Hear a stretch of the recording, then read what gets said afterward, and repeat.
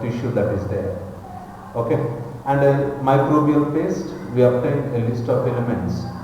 Okay, apart from that, let us take microbial paste, and also we obtain elements from them such as like carbon, hydrogen, oxygen, and several other elements in respect to the mass of living tissue.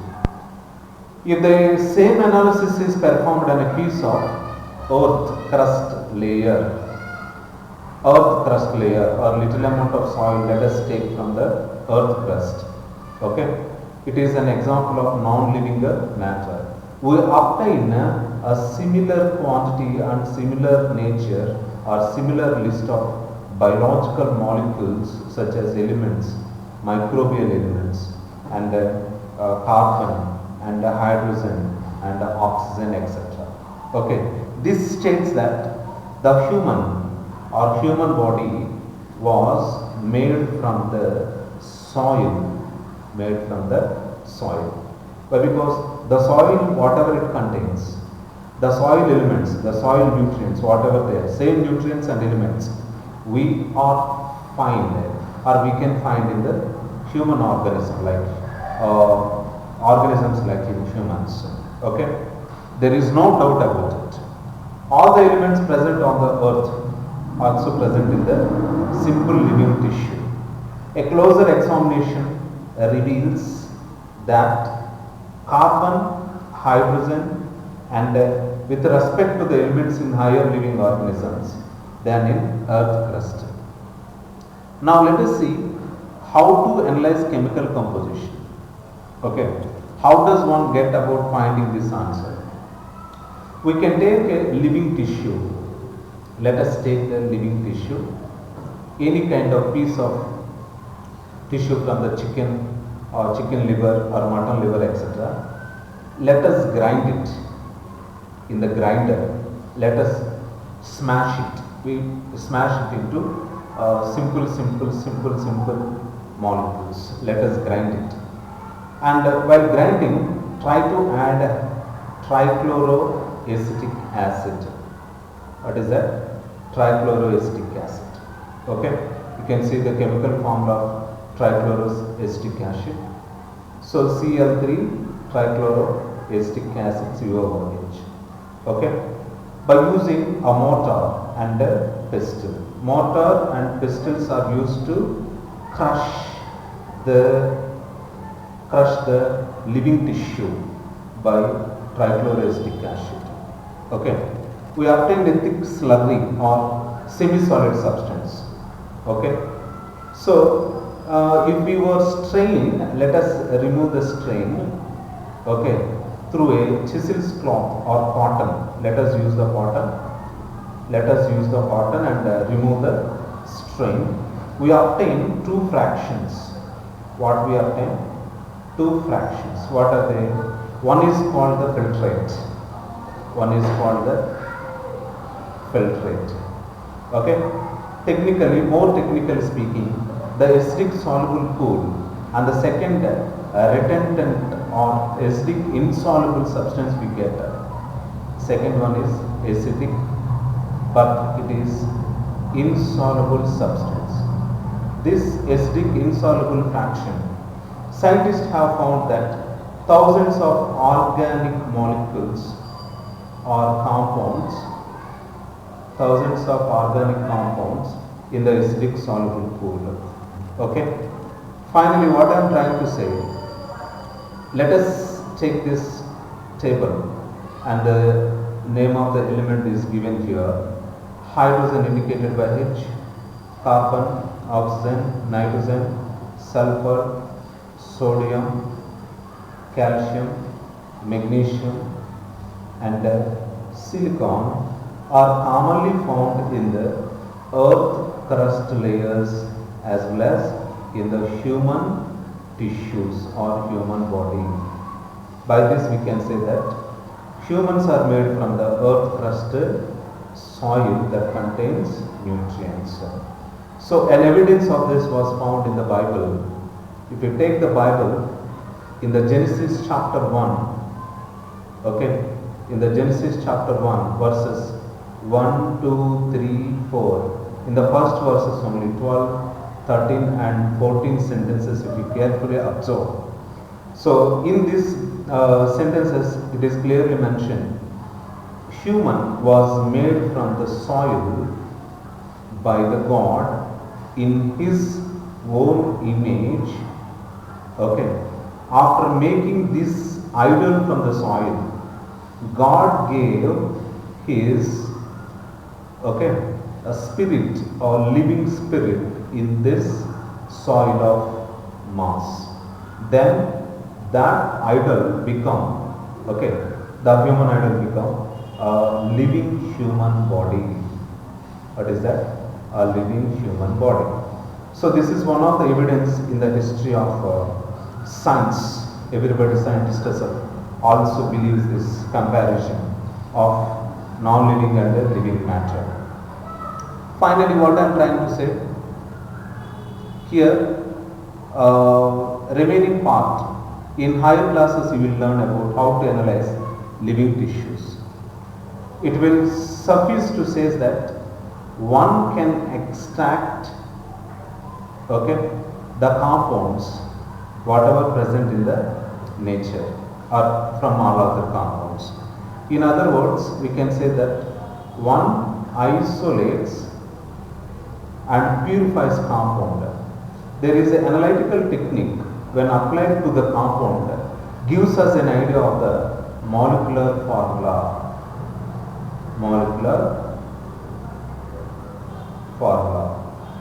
Finally, all the carbon compounds that we get from living tissues can be called biomolecules. What are they called? Biomolecules. However, living organisms also got inorganic elements in the body.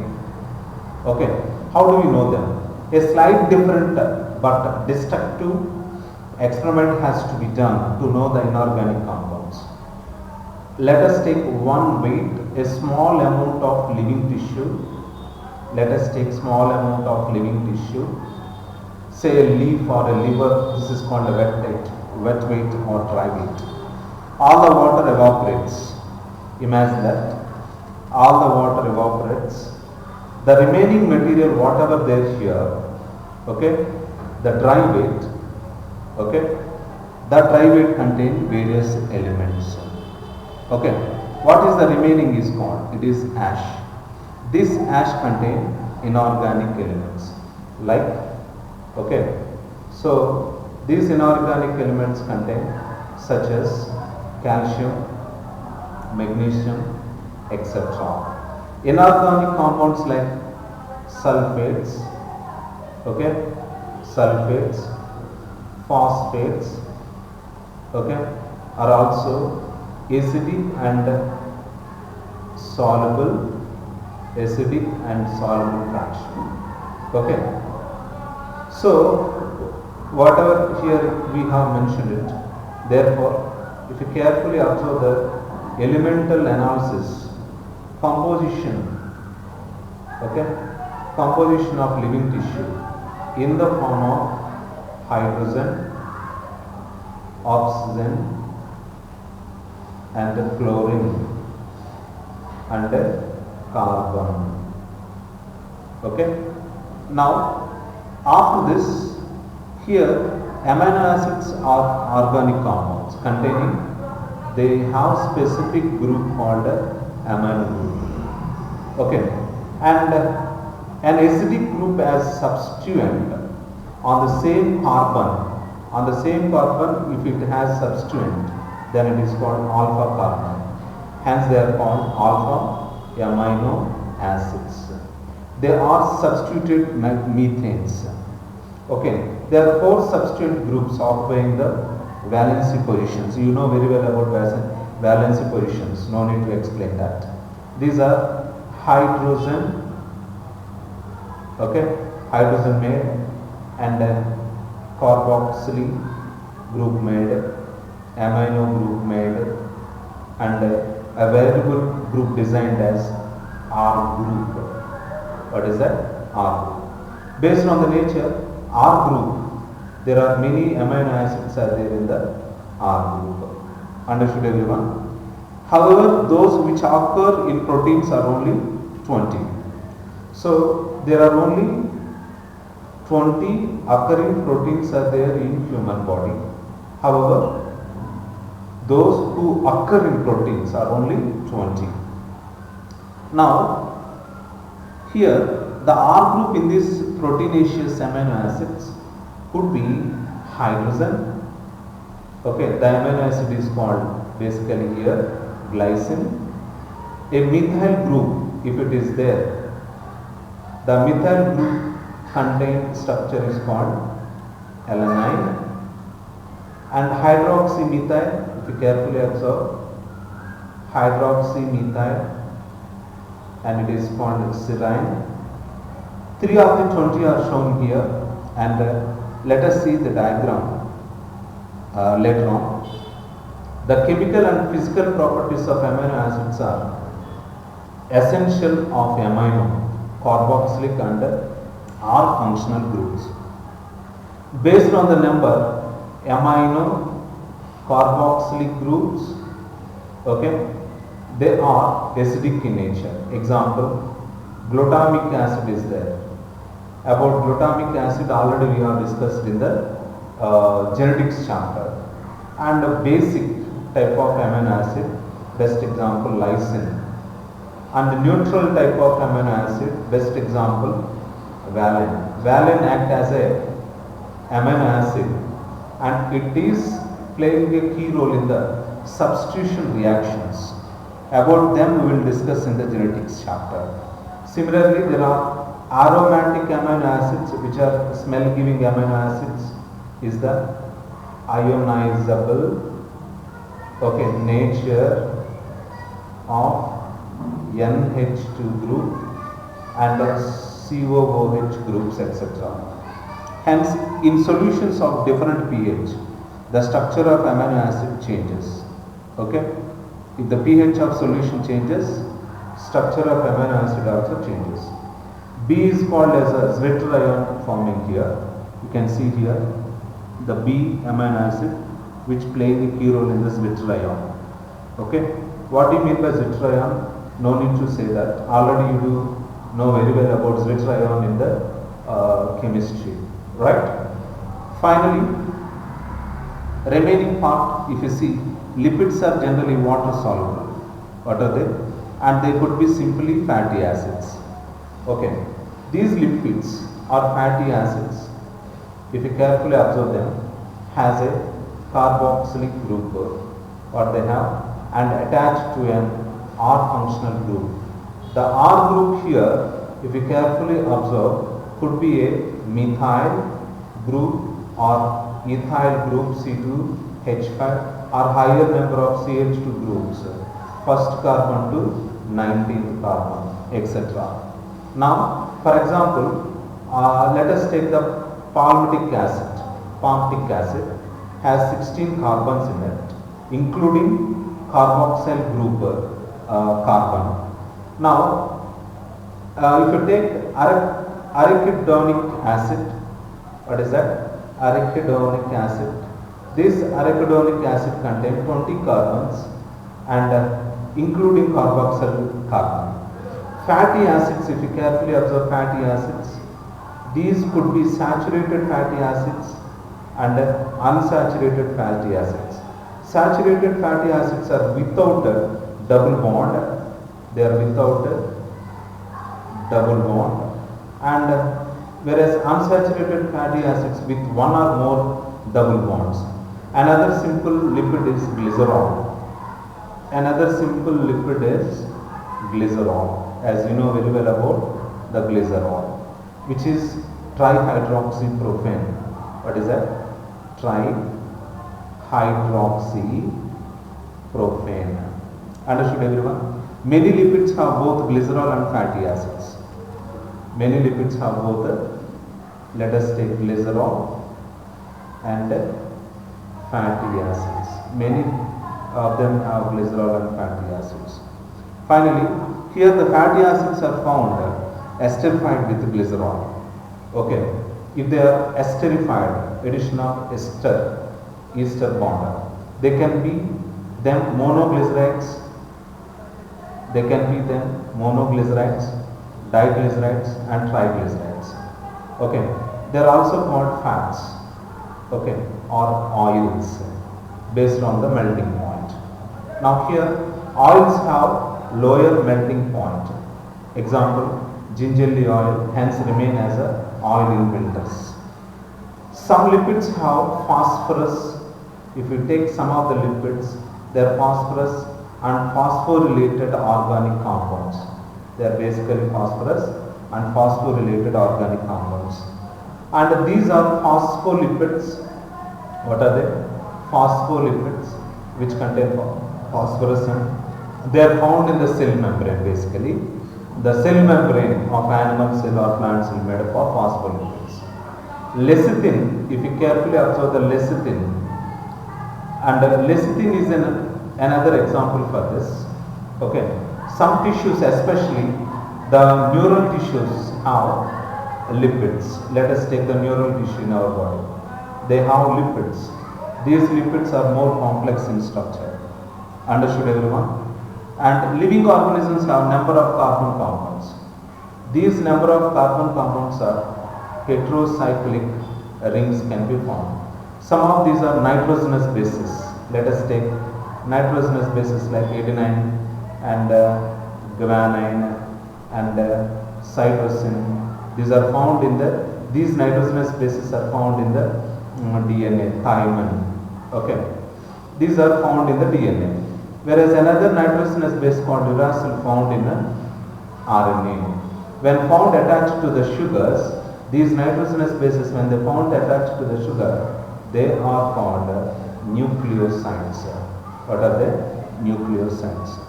If a phosphate group is also found esterified sugars, they are called nucleotides. These nucleotides are backbones of the DNA or genetic material.